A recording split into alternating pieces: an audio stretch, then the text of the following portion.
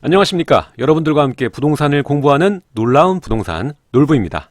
시청하기에 앞서 구독하기, 알림 설정 해놓으시면 매일 새로운 부동산 뉴스와 여러분들께 도움이 될 수 있는 알찬 실전 정보까지 받으실 수가 있습니다. 자, 오늘은 어제 일자죠. 12월 11일부로 시행이 된 새로운 청약 제도에 대해서 이야기를 나눠보도록 하겠습니다. 자, 일단 우수한 분양 단지들이 다 뒤로 미뤄졌죠. 이 새로운 청약 제도의 적용을 받기 위해서 다 뒤로 밀렸는데 그만큼 이 청약에 대한 기대감을 가지고 대기하시는 수요들이 굉장히 많을 거라고 생각이 됩니다. 그래서 오늘은 이분들이 체크를 반드시 하셔야 될 점, 이번 리더스원 사태도 그렇고 이 청약 제도가 하도 많이 바뀌다 보니까 이번이 139번째 개편이죠. 그러다 보니까 헷갈려서 실수하시는 분들이 굉장히 많으시더라고요. 어느 단지 같은 경우에는 계약금을 못 돌려주겠다 이런 얘기까지 나올 정도로 굉장히 문제가 얼마 전까지 심각했었고, 이번 리더스원 같은 경우에도 굉장히 부적격자가 속출했었죠. 다 이게 그 청약 제도를 이해하지 못하고 체크하지 못하고 청약을 하신 분들 때문에 이러한 사태들이 생겨나는 겁니다. 자, 우리 애청자분들은 이런 실수를 안 하셔야겠죠. 그래서 이번에 어떤 게 주요로 바뀌었나 이 체크를 하기 위해서 이 체크리스트를 한번 만들어 봤습니다. 일단 5가지 정도 되는데 이 부분은 반드시 체크를 하시고 여러분들 청약을 넣으시는 게 좋겠습니다. 자, 이번 개정안은요, 무주택자에게 더 많은 기회를 확대하기 위한 취지로 설계가 되었습니다. 새 청약 제도가 바로 11일부터 적용이 됐죠. 주택 공급업자들은 새로운 규칙에 따라서 12일 오늘부터 모집 공고를 낼 수가 있고요. 그리고 14일 이 모델하우스를 개관하는 아파트들은 이 새 청약 제도를 적용을 받게 되어 있습니다. 일단 이번 개정안 자체가 9.13 주택 안정 대책의 후속 조치라고 보시면 되고요.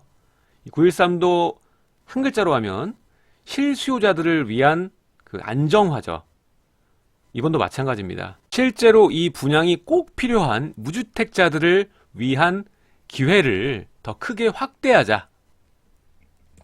그래서 이번 개정은 이 얌체족 그리고 금수저 이런 사람들의 청약을 방지하는 시스템이 좀 강화된 게 눈여겨볼 만한 부분이고요.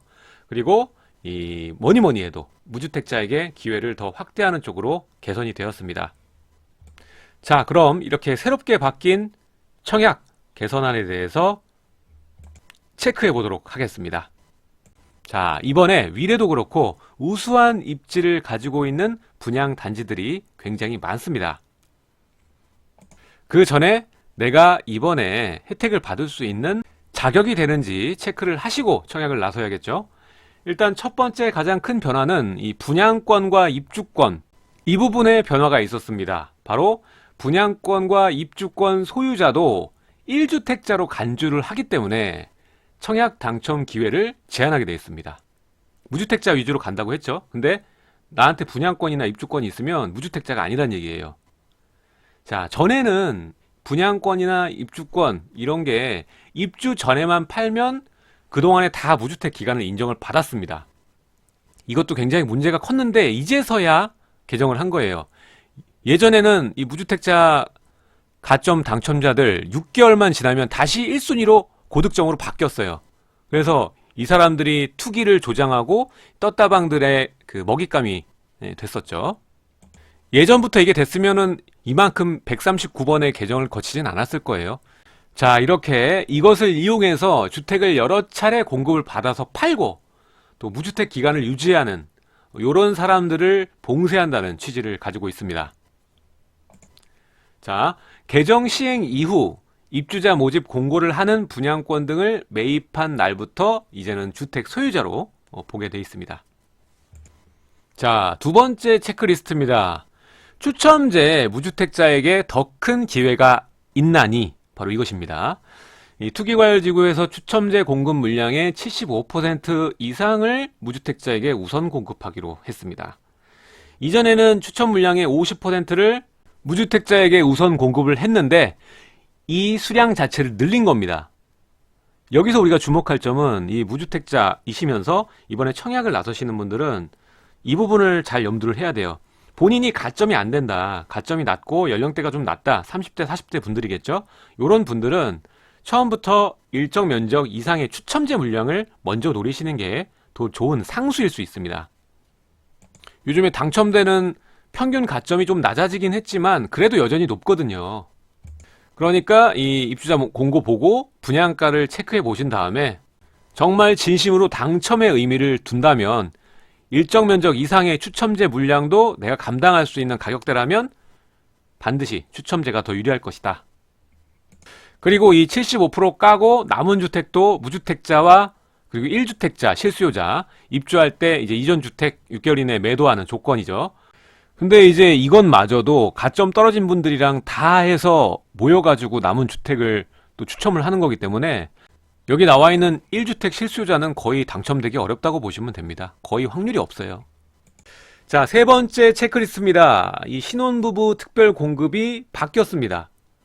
지금 방송을 보시는 무주택자분들 중에 상당수는 신혼부부 7년차 이내에 해당하시는 분도 많을 거라고 생각이 됩니다.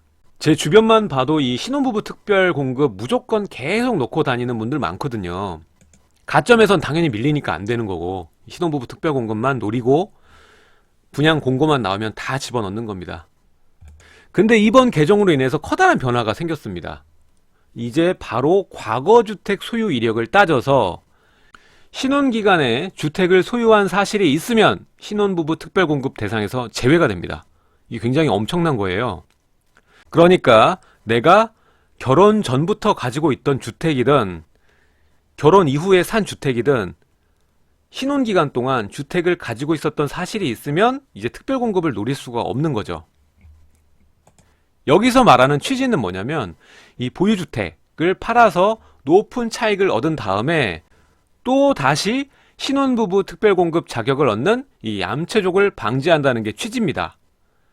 이게 신혼부부 특별공급 자체가 좀 어드밴티지잖아요. 말 그대로 굉장히 특별한 공급이기 때문에 여기에 실제로 수혜를 받을 수 있는 사람만 주겠다, 뭐 이런 취지로 해석이 됩니다.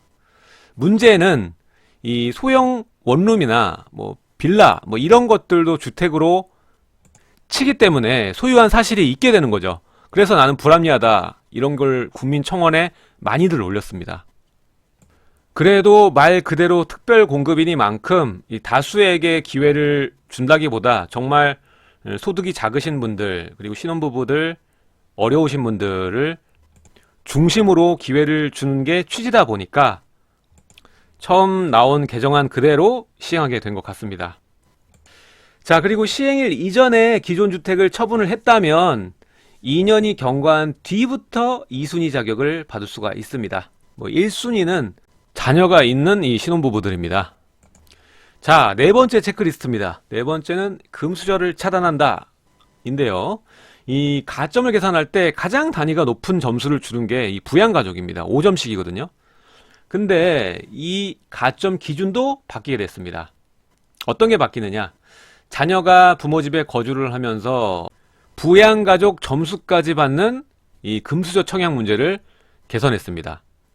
이것도 마찬가지 제일 처음과 마찬가지로 이전부터 개선을 했었어야 되는데 이제 와서 개선이 되는 거죠. 이 주택을 소유한 직계존속은 이제는 부양가족에서 제외가 됩니다. 다만 예외가 있죠. 60세 이상, 이제 부모님들이 60세 이상이라면 부모님이 주택을 소유하고 있다고 해도 이전처럼 자녀가 무주택으로 계속 인정받을 수가 있습니다. 그러니까 이 부분도 당연히 체크를 해보셔야겠죠. 자, 다섯 번째 체크리스트입니다. 이제는 전매하고 그리고 거주 의무 조건, 이런 것들이 강화됩니다. 오랜 기간 동안 팔지 못하고 그리고 거주 기간도 굉장히 길어진다는 소리죠. 주택법과 공공주택특별법의 전매 제한과 거주 의무 기간이 강화되었습니다. 자, 하단에 보이는 이 표가 수도권 분양가 상한제 적용 주택의 전매 제한 기간인데요. 자, 보시면 공공택지 같은 경우에는 70% 미만의 경우 8년, 그리고 거주 의무 기간이 5년입니다. 그러니까 8년 동안 못 팔고 5년 동안 무조건 살아야 된다. 그리고 제가 저번 시간에 뉴스 브리핑 시간에 이야기를 해드린 적이 있는데 이 공공주택부터 내년에 공시가를 대폭 올린다. 이런 얘기가 있습니다. 그러니까 이 공시가가 대폭 올라가면 어떤 문제가 발생을 하느냐면 표에 보시는 분양가격 인근 시세의 100% 이상, 85%, 70% 이렇게 나뉘지 않습니까?